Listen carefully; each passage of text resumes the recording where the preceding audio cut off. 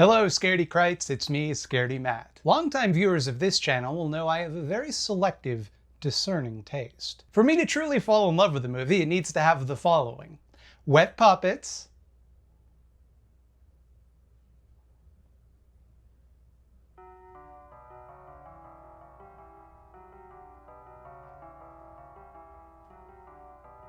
there seems to be some confusion with what I mean when I say wet puppets. I get recommended a lot of movies with puppets, and yet the puppets are bone dry, desiccated puppet mummies. I care not for such puppets. I want the ones that somebody had to spritz with a spray bottle so it had that trademark sheen. Or better yet, one that's been covered in a gloopy layer of petroleum jelly to make it look all slimy and delectable. 1986's Critters falls into the previous category. The puppets are, at the very least, quite damp. I watched it for the first time for this video, and let me tell you, it was like eating dog crap. Delightful, fun from beginning to end. Sorry if that was a confusing analogy, I just love to eat dog shit. I know it's bad for me, but all things in moderation, including moderation. Critters is the story of a group of aliens called Krites who have escaped the prison on an asteroid where they were scheduled for execution. Right away, it's established that the prison is terrible and the Krites should want to escape. My advance notice cube states that there should be 10 Krite prisoners aboard your ship. Please explain, over.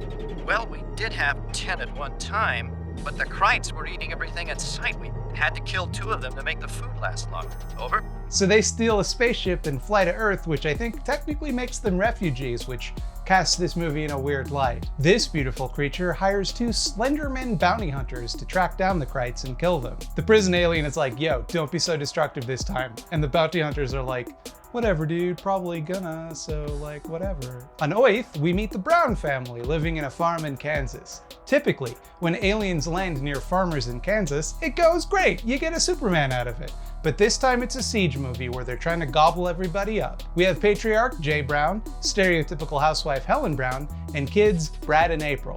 One of this movie's strengths is the time it takes to develop its setting and characters. We spend just enough time with the Brown family and Jay's mentally ill but good-natured assistant Charlie to care about what happens to them, but not so much time to get bored or annoyed with them. Likewise with the curmudgeonly police chief Harv, who's never seen without a mouthful of chew. And he's just irritated with everyone in town. I love him. Also present the night of the Krite attack, April's boyfriend Steve, played by a young Billy Zane, future Titanic murderer and demon knight. Look at his ponytail.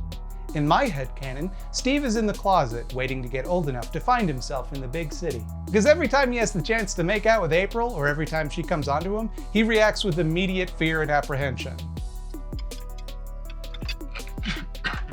You promised you'd take me for a ride, remember? I did. I kind of figured you'd watch me bowl tonight. We're defending the championship, you know? Oh, maybe we'll come by later. What do I want to see an old barn for? Come on, it's romantic.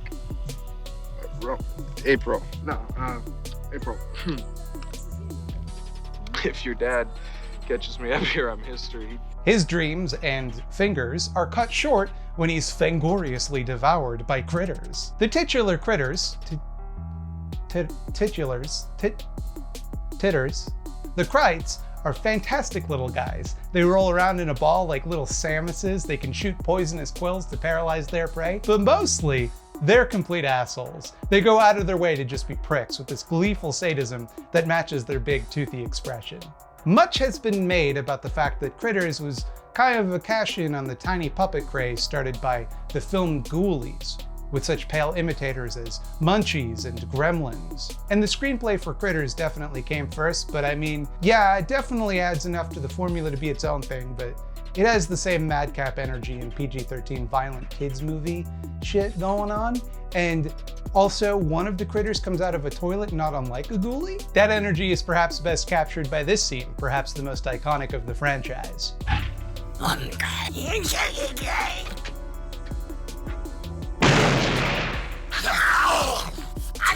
That scene alone makes this movie deserve to be in the Criterion Collection.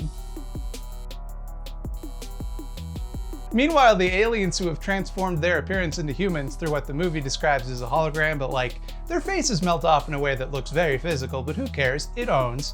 One of them takes the form of a fictional rock star, Johnny Steele, and the other keeps changing his face because he can't make a decision on which one he likes. Eventually, he settles on Charlie's face, and neither of these choices has any consequences in the events of the story like you'd think that they would. Like, you'd think the fact that one of them chose the face of a famous rock star would, like, be important later, or the fact that one of them took the face of one of the other characters in the movie, like that would have some sort of plot point, something would happen with that later, but no, nothing. The bounty hunters have a very sophisticated way of stalking their prey. They go to a random location, demand the Krites, and when people are like, what are you talking about? What's a Krite? They just start blowing shit up with their giant tube guns and then leave. What can I get for you fellas? We want the Krites. Oh, really? Who are they? Some new team?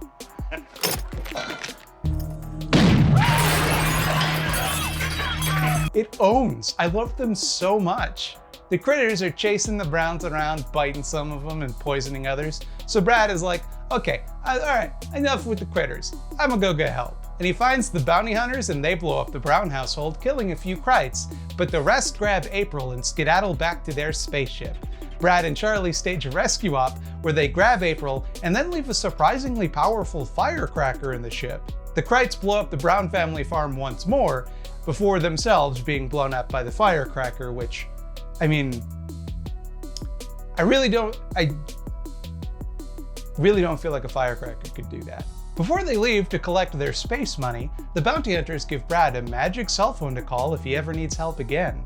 Also, the cell phone has the ability to rebuild their house somehow and for some reason. But whatever, fine, what do I care? I don't get to complain after how much fun I had with this movie. They didn't even kill the family cat. I saw that cat in Act 1 and I was like, okay, I see where this is going. You don't put a cat in a horror movie except to kill it. It's always like when you see the cat, you're like, it's a countdown until the cat dies. The cat's name is Chewy. The joke was right there. You see a critter eating the cat and then the kid goes, ah, Chewy. And then the critter goes, yeah, a little bit. Joke was right there. They didn't go for it. Cat's fine by the end of the movie. Perfect. But there are eggs, critter eggs, implying that there will be more critters in the future. So not all is fine. And we're gonna be looking at all of the sequels, baby. That's right, fuck it. It's Hot Critter Summer. Join me, won't you? How is that? How'd I do? That was good, Matty, that was good. One thing, did you say you like to eat dog crap? No. What? In the beginning of the video, you said you like to eat dog crap. I definitely didn't. Matty, I'm listening to it now. You say, I watched it for the first time for this video, and let me tell you, it was like eating dog crap. Delightful, fun from beginning to end. Sorry if that was confusing. I love to eat dog shit. No, I didn't say dog crap. I said a fruit parfait. I like to eat fruit parfait. Okay, well, in the booth, it sounds like you said dog crap. Fine, okay. You might want to do a second take. No, it's fine. People know what I meant. As the star of the channel, I simply must protest this decision. I seriously encourage you to do a second take. Bobby, it's fine. Do you think people are gonna think I eat dog crap? Do you think that's something that's gonna follow me around forever? I don't think so. People on the internet don't like jokes like that. That'd get old real fast.